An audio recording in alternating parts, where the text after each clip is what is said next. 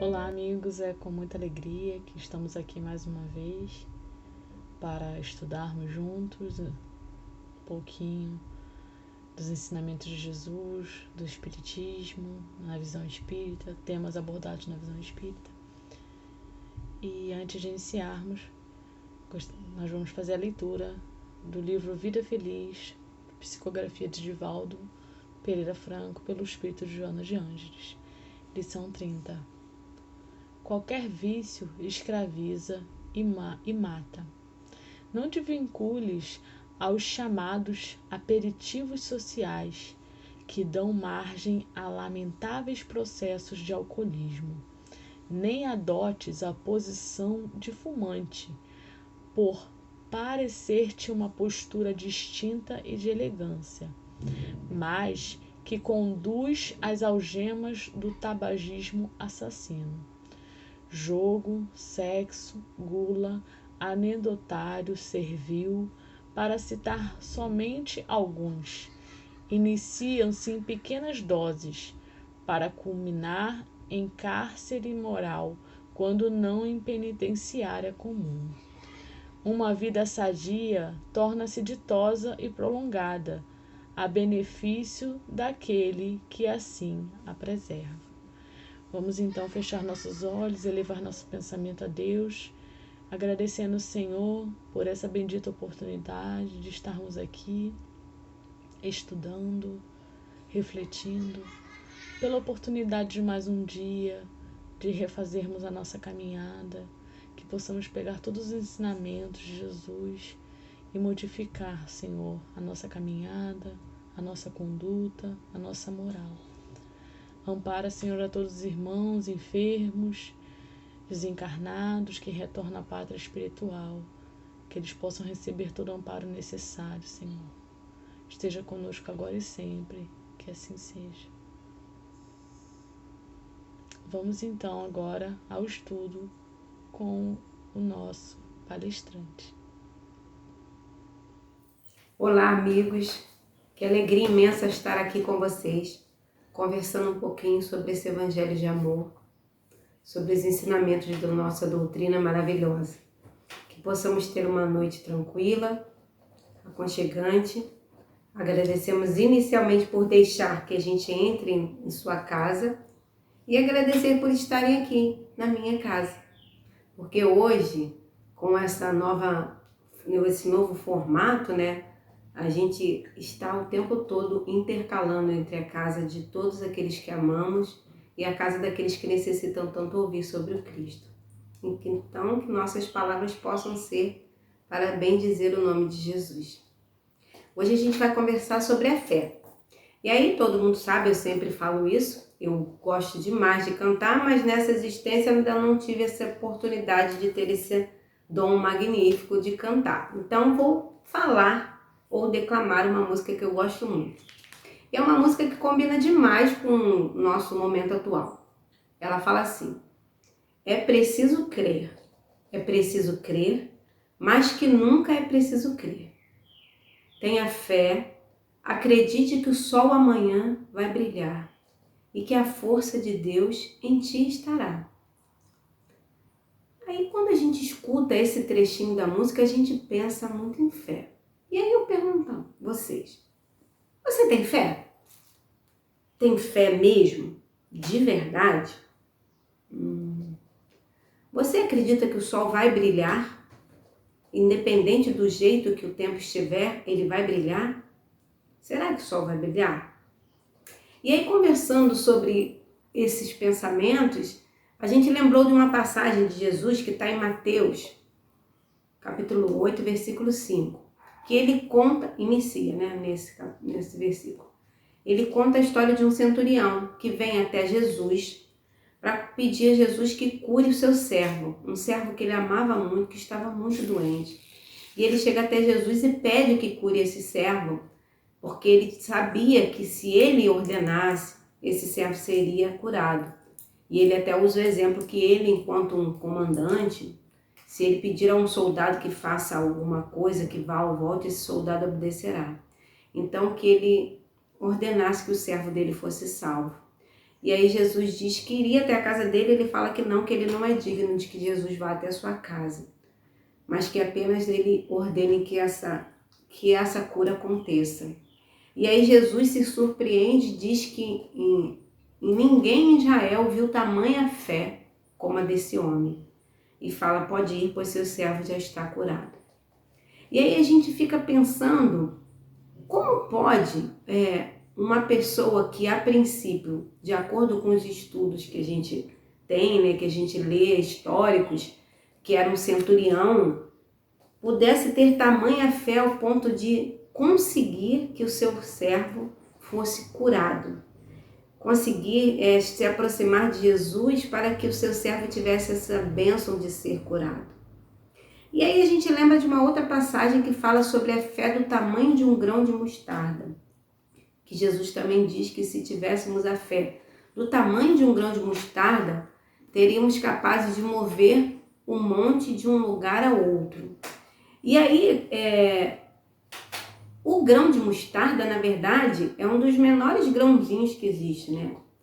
E a gente pensa, como pode uma coisa tão pequena, tão insignificante, com perdão da palavra, ser capaz de mover uma montanha? Na verdade, Jesus estava fazendo uma comparação, que o potencial da fé que existe em cada um de nós é tão grande que ele é capaz de coisas imensas, mesmo sendo aparentemente pequenino. E aí a gente vai colar só uma frasezinha do livro Fonte Viva, de Chico Xavier, pelo Espírito de Emmanuel, que ele fala assim, está no capítulo 39, Fé Inoperante, ele diz, a fé na essência, ou seja, lá no seu íntimo, é aquele embrião de mostarda do ensinamento de Jesus, que em pleno crescimento, pela elevação por meio do trabalho incessante, se converte no reino divino, onde a alma do crente passa a viver. Então, Emmanuel diz que, na essência, esse grãozinho de mostarda, quando Jesus diz, ele se transforma num reino divino onde passamos a viver. Então, o nosso estado mental de crença, de força, de sabedoria, passa a existir dentro desse reino que criamos diante dessa fé. Essa fé que é um embriãozinho. E aí a gente pensa que, na verdade, esse centurião, ele vivenciava essa fé dentro desse reino que criou-se dentro dele. E essa fé, ela se expandia de tal forma que fazia com que ele conseguisse observar o amor que tinha por um servo e ir até Jesus, nosso grande mestre, e solicitar o seu auxílio para a cura dessa pessoa que ele tanto amava. E aí a gente pensa, fazendo um comparativo, o arroz é um grão também, né?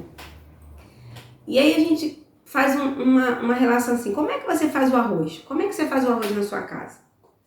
Tem gente que primeiro doura o alho e depois faz o arroz. Tem gente que faz o arroz sem dourar o alho. Tem gente que faz arroz na panela elétrica, tem gente que faz na panela de pressão, tem gente que faz risoto, tem gente que faz arroz mais durinho, al dente, tem gente que faz arroz mais papinha. Independente da forma como fazemos o arroz, na verdade, o arroz, ele precisa ser feito de uma tal forma a ser utilizado como alimento. Então, não importa a forma com que eu faça o arroz.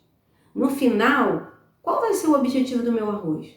O que eu pretendo com esse arroz que eu estou fazendo? A gente está brincando, fazendo um comparativo, é claro, porque a gente está conversando de forma mais tranquila sobre uma coisa que é muito séria e importante, que é a fé, mas que às vezes a gente coloca tantos empecilhos e tantos argumentos que ela se torna uma coisa pesada e difícil. Por isso a gente faz as comparações e essas brincadeiras. Por isso que Jesus também fazia comparações de formas cotidianas e simples, como um grão de mostarda, para que a gente pudesse absorver a grandiosidade de uma coisa pequena, de uma coisa que é simples, mas que é tão importante. Então, falando ainda sobre o arroz, usando vários elementos, né? A gente lembra que teve um experimento que muitas pessoas chegaram a ver, apareceu até no jornal, que uma professora de educação física fez com algumas crianças e ela botou 2 potes de arroz e num pote de arroz as crianças falavam palavras negativas, palavras ruins, ofensas, e no outro pote elas falavam coisas positivas, coisas boas, elogios.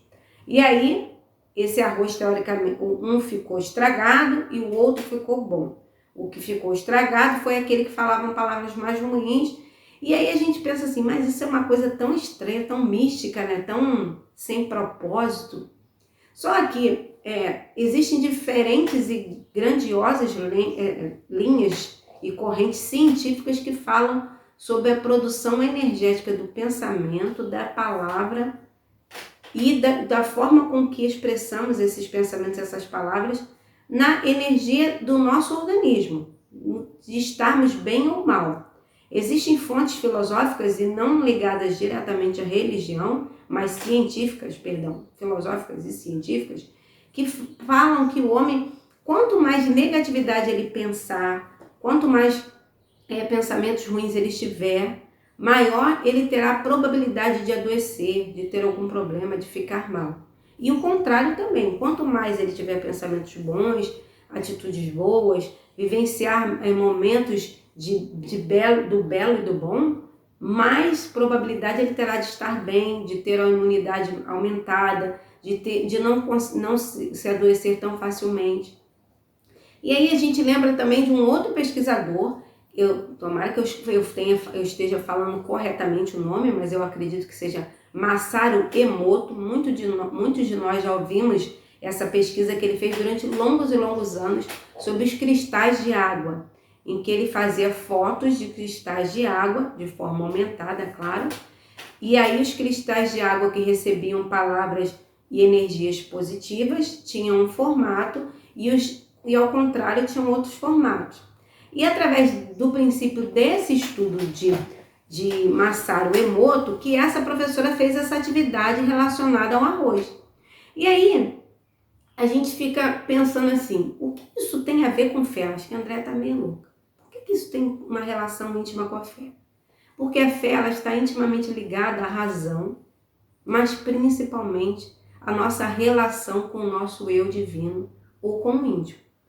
A gente brincou e falou sobre formas diferentes de arroz. Quando a gente fala que a gente faz diferentes formas de arroz, mas que no final o arroz vai ter o mesmo objetivo, a gente está falando um pouquinho aqui sobre a fé religiosa. Existem diferentes formas de você crer na fé. A fé ela tem diferentes formas religiosas de se pensar. Que a gente pode brincar e dizer que é uma forma de a gente fazer o nosso arroz. Mas no final, o objetivo vai ser o mesmo, alimentar. O objetivo final do arroz é se alimentar. E aí, trazendo para a doutrina espírita, a gente pensa, como estamos nos alimentando? Como é que esse arroz tem alimentado o nosso eu? Ou melhor, como essa fé que a gente acredita e profetiza diariamente tem alimentado o nosso eu em meio a um momento em que a gente tem vivenciado tantas dores, na pandemia, com tantas pessoas, com tantas descrenças, com um crescimento tão grande na falta de fé, em fé no sentido de vida, de religiosidade, de humanidade, de fé no outro. Então, a gente vai pegar mais uma colinha, que é de Joana de Ângeles. Deixa eu pegar a colinha que eu escrevi aqui para não me perder. Joana de Ângeles, no livro Lampadário Espírita, a gente tirou uma frasezinha desse livro, que ela fala sobre a questão do alimento da fé. Então ela fala que a fé é uma necessidade espiritual da qual não pode o espírito humano prescindir. Ou seja, nós precisamos da fé. Isso é uma coisa que é inerente ao ser humano. Isso nos faz bem. Isso nos sustenta. Alimento sutil. A fé é o tesouro de inapreciável valor que caracteriza os homens nobres a serviço da coletividade. Ou seja, ela fala que a fé é um alimento sutil, por isso a gente fez essa brincadeira do arroz e de se alimentar, do qual, ela diz, caracteriza os homens nobres a serviço da coletividade. Olha que interessante. Então a gente começa a pensar que a fé ao mesmo tempo que ela é individual, ela também é coletiva. No ato de eu cozinhar o arroz, eu alimento a mim e aqueles que estão próximos a mim. Então eu faço um movimento que é para mim e ao mesmo tempo para o outro. Quando eu me alimento da fé, quando eu deixo com que essa fé se expanda de mim, na verdade, esse expandir, ele vai além, ele vai por mim para o outro. Lembra quando a gente no início começou conversando sobre o centurião? O centurião, ele já tinha conseguido vivenciar e presenciar a grandiosidade da fé, do quanto Jesus tinha a capacidade de conseguir, mesmo à distância, mover energias que pudessem trazer a saúde ao seu servo. E aí, nesse movimento, ele faz algo que não é só para ele, mas para o outro. Então, esse movimento acontece inicialmente nele, mas se expande para o outro. Então, é um alimento que é para ele e para o coletivo. Ele vai em busca do coletivo. E essa é a grande diferença de você conhecer o Evangelho. Aqui a gente está numa reunião espírita, no movimento espírita, para as pessoas que estão conhecendo a doutrina espírita nesse momento. Então, quando a gente sempre fala sobre isso, quando você conhece o Evangelho de Jesus, nunca mais você é o mesmo. Desde o primeiro momento em que você ouviu qualquer que seja a palavra que tenha vindo dos ensinamentos do Mestre, seu olhar não será mais o mesmo jamais para o mundo. Nem pode ser mais para o mundo, nem para você. É como se você tivesse vivido muito tempo com fome, porque você não sabia como preparar algo. E aí você descobre, voltando para o nosso arroz, você descobre como cozer um alimento. E aí você sabe como esse alimento te sustenta. E aí você tem a necessidade de mostrar esse alimento para o outro. Então você expande a sua fé. Quando a gente conhece o Evangelho de Jesus, nós nunca mais seremos os mesmos. E aí a gente vai pegar uma outra colinha, que é do livro Boa Nova, que eu acredito que muitos de vocês conheçam, que é um livro lindíssimo. Quem não conhece, eu recomendo. É um livro Boa Nova de Chico Xavier, pelo espírito de Humberto de Campos. Então, esse livro, ele traz muitas falas de vários personagens que tiveram conversas com Jesus. E são diálogos muito bonitos, assim, muito enriquecedores, que alimentam a nossa alma, nos enchem de fé e da certeza de que as coisas vão e precisam melhorar. E aí, num desses diálogos, é um diálogo que chama, no item 8, que é bom ânimo. Então, é uma conversa entre Bartolomeu e Jesus. E aí, Bartolomeu, ele tem se apresentado assim, muito desanimado, né? Muito triste. Às vezes, ele fica acreditando que o mal, ele vai estar o tempo todo assim, nos testando, que as coisas não estão bem. Nem parece que é o tempo de hoje, né? Porque hoje está tudo tão tranquilo, né? Não existem interferências, não existem intercorrências, não existe mais o medo, como se fosse hoje, né, gente? Então, quando eu li esse trecho, é como se eu estivesse no lugar de Bartolomeu conversando com Jesus. E a gente separou 2 pedacinhos, porque o trecho é muito grande, né? E aí Jesus vem conversando com Bartolomeu e vai falando sobre o Evangelho. E ele fala que na nossa doutrina, entretanto, é o Evangelho ou a Boa Nova, e já viste, Bartolomeu, uma boa notícia não produz alegria? Então ele pergunta, Bartolomeu, uma boa notícia não produz alegria? Quando alguém chega para você e conta uma novidade, por exemplo, quando você soube que existiu um grupo de cientistas que conseguiu desenvolver uma vacina para a Covid-19.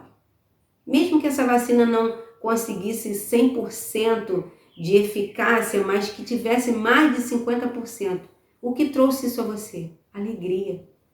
Que alegria saber o quanto Deus cuida de nós e a espiritualidade jamais nos abandona. Isso é ter fé. Isso é o poder da fé. Isso é crer que existe um trabalho sendo feito para que muitos possam ter a possibilidade de ter uma chance de permanecer no planeta Terra, vivenciando essa grande escola magnífica que é o nosso planeta. E aí, a Boa Nova, ou o Evangelho de Jesus, nos traz alegria. E todas as vezes que recebemos algo que nos traz alegria, isso fortalece a nossa fé. Isso é ter fé, é acreditar que vamos conseguir. E aí ele fala assim: o Evangelho terá de florescer primeiramente na alma das criaturas antes de frutificar para o espírito dos povos. Lembra que a gente conversou sobre se alimentar, para depois então alimentar o outro? Saborear dessa fé para aí sim levá-la ao outro. Porque a gente não consegue levar algo para alguém que a gente não vivencie verdadeiramente. Infelizmente, às vezes a gente passa muito tempo vivenciando uma coisa que não é tão boa. E a gente acaba passando para o outro essa coisa que não é tão boa. Mas tem tantas outras coisas magníficas que vivenciamos porque somos herdeiros de Deus.